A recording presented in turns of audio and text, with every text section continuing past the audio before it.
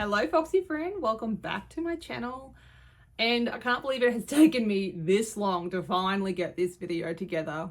But in today's video, I will be showing you how I make a beanie on the knitting machine with 3 sizes that I find fits any head. I haven't got really much more of an introduction for you. Let's just get into it and I will show you how easy it is to make it.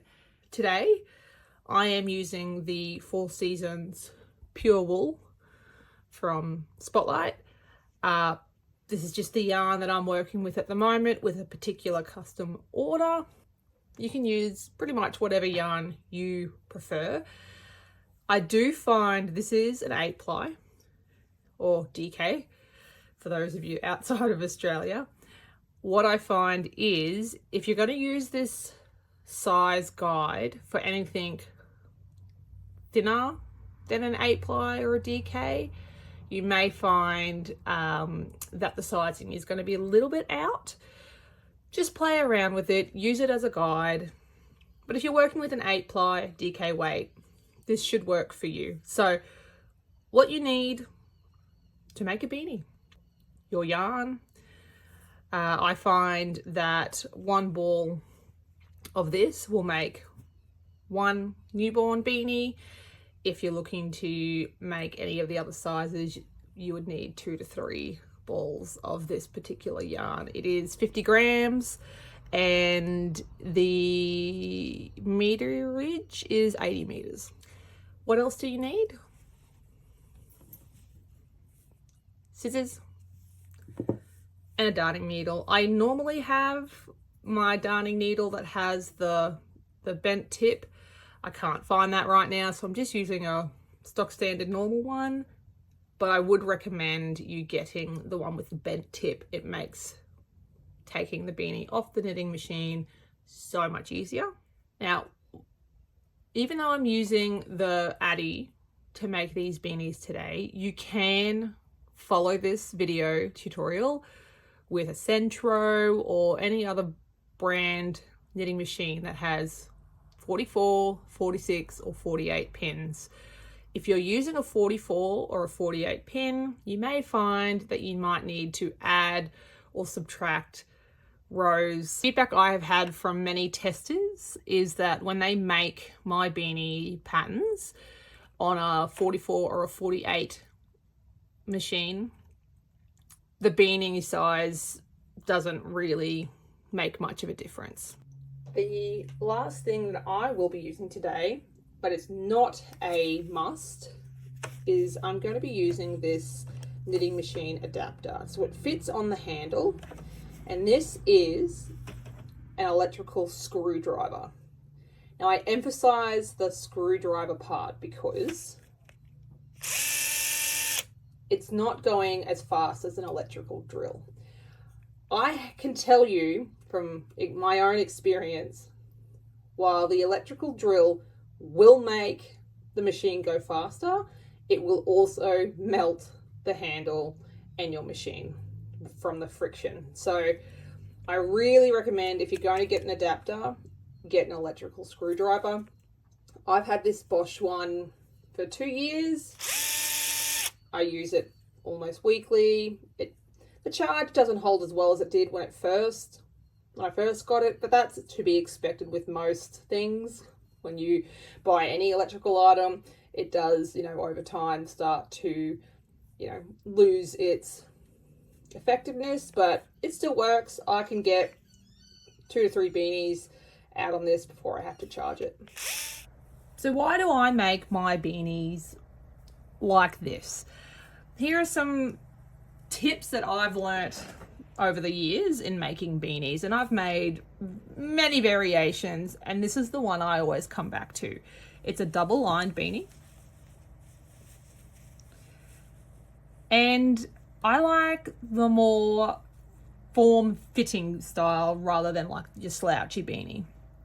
Now, if you're looking for a slouchy beanie, you can just add more rows onto what you're going to be learning today. But this, I'll put some photos in. This is what it looks like on different heads. It's fitting, it sits snug, And yeah, just I know this is my preference, and I find it just seems to sell better at markets. Now the second thing here is the reason I do a double lined is because if you were just to do one layer like this, so on the inside you've got the purl side, on the outside you've got the knit side. So you see here the difference that it's knit both sides. Is this is what you're going to end up with. You're going to end up with a edge, something like this. Now you could put this on a set of circular knitting needles and finish it off and cast off, you know, like you would normally on knitting needles. You could even try and cast off on the knitting machine like you would on knitting needles. But, you know, I think the purpose of the knitting machine is to make a quick project. And if you're looking to make a beanie, you want to make it quick. And it just doesn't have the same stretch. So this is tied off. See, doesn't have the same stretch. Whereas with this beanie, because it's double lined, see, it stretches. So while this may fit, you know, the circumference that I had put up earlier, it does have that positive ease. I do have videos on how to cast on and cast off, which is what we'll be doing in a moment. This is the yarn I'm going to choose, this color. I'm going to put the sizes up on the screen with the amount of rows you're going to need to do. While I'm trying to untangle this, I will talk to you about tension. It is very important that you keep a consistent tension.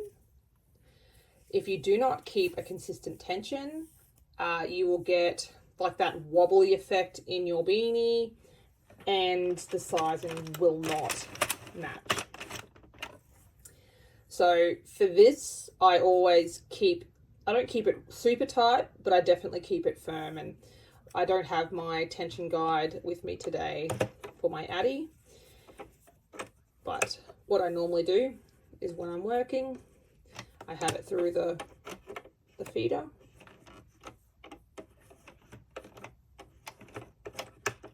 Like so. And then I wrap it around here and I still hold it tight. And it just seems to keep a consistent tension for me. And once you've gotten back to the start, put your yarn in the feeder. Make sure you've reset your counter if your machine has one. I'm attaching my adapter now. I'm going to get the tension going.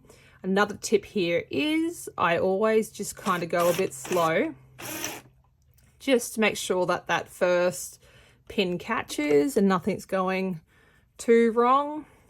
I double check the counter here. It has clicked over to 1. I do that sometimes where I reset it before the first pin goes past, and then what happens is it counts 1 row. I'm just going to turn it back to 0. You can see here the difference between the tension. I'll zoom in for you. So you can see here, this is without me putting any tension on the yarn. And you can see it tighten up just as I tug it slightly. So I keep that kind of tension with my beanies to keep it tight. It gives it that stretch and elasticity without having to do a ribbing stitch. Okay, so I'm at the end now. I've worked my tube and now I'm going to cast off. I tend to leave about 30 centimeter tail. Again, I usually just eyeball it, but completely up to you. You can follow my video that I have on casting off if you're not familiar how to do that. Thread your darning needle and off you go. So you've pulled off your tube and it's going to look something like this. This is one of my most favorite parts, and I think it's so satisfying, is when you release the tension, or you put the tension back in. You just tug it and oh my goodness, look, you can see the difference already. It's just so satisfying. Once you've tugged it, you can see just have a tube. So now what we need to do is we need to find each of the tails. So here's my first tail. I'm just going to tug that just so I know where that is. And this was the end that I cast off, so I already see the tail.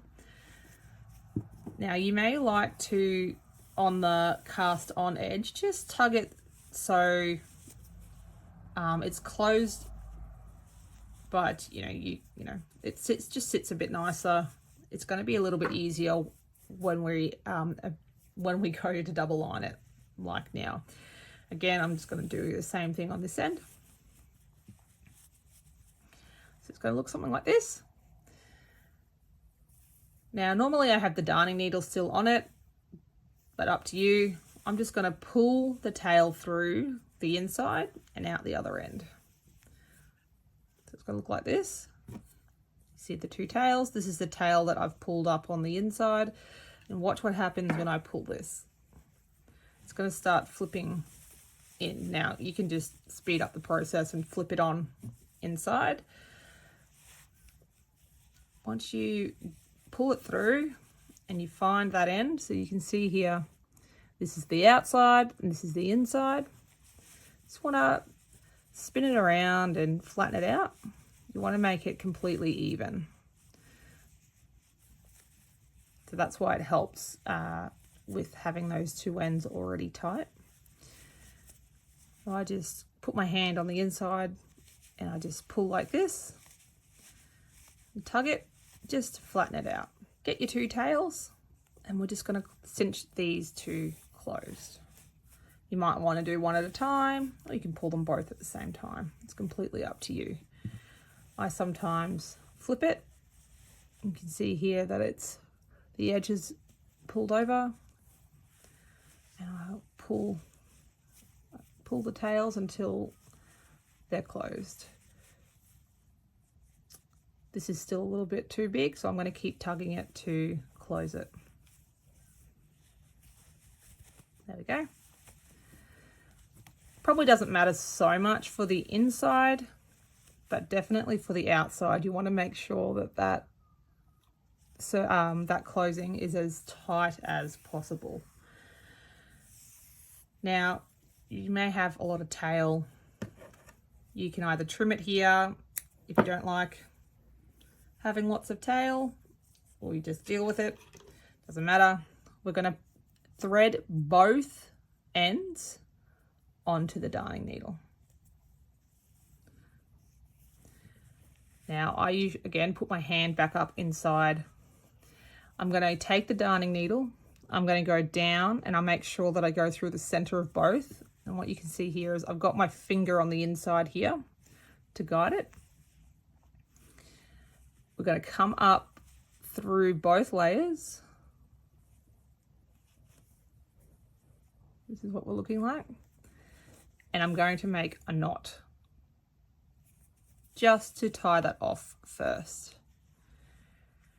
Now you can leave it like that. I like to go just one step further and keep going around. Try not to go too far out. And I suppose whip stitch would be what this is called. And I just pull, and I just want to keep the lining together, and I just want to make this top bit as secure as possible to keep that lining together. So once you're happy with how secure it is, knot it again.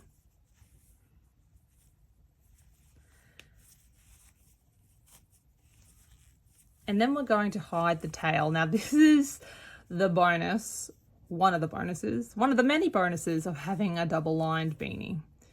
Literally, you just put the tail in between the two linings. So you can see here I've entered the middle. If I flip this over,